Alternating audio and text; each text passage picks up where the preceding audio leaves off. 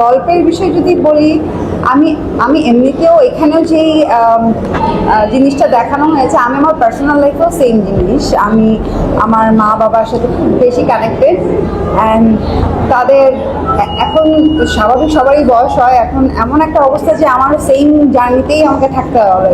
হয় এই মা অসুস্থ হচ্ছে, না হলে বাবা অসুস্থ হচ্ছে। তো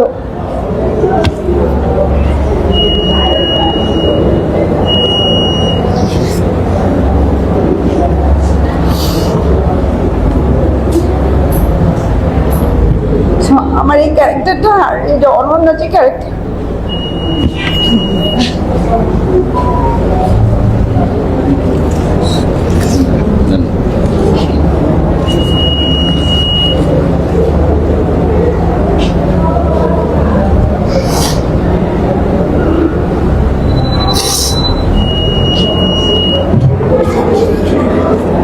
অনেক টপিক বলি। সো আসলে আমাদের প্রত্যেকের মধ্যেই এই ফিলগুলো আই থিঙ্ক থাকে, আমরা প্রত্যেকেই এই জার্নিগুলোর মধ্যে দিয়ে যাই। আর এই ছবিতে আমার আসলে আলাদা করে ক্যারেক্টারে ঢুকতে হয়নি, মনে হয়েছে এটা আসলে আমাদের সবার মধ্যে এই এই এই এই বিষয়গুলো সবার মধ্যেই থাকে। তাকে দেখো। তো তারপরে যখন গেলাম এবং কুয়াকাটা নামার পরে আমরা এমন জায়গায় গিয়েছি যেখানে আসলে গাড়ি যাওয়ার পরে বলতো যে বাইক নিয়ে যেতে হবে অথবা হচ্ছে ভ্যান, কারণ সেই পর্যন্ত গাড়ি যাবে না।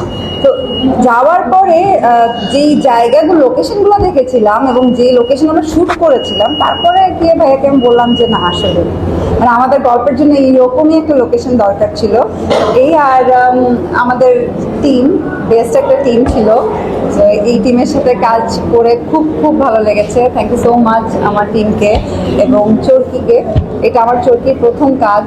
আই এম সো হ্যাপি যে প্রথম কাজ এত সুন্দর একটা কাজ দিয়ে আসলে যাত্রা শুরু হয়েছে, এটাই।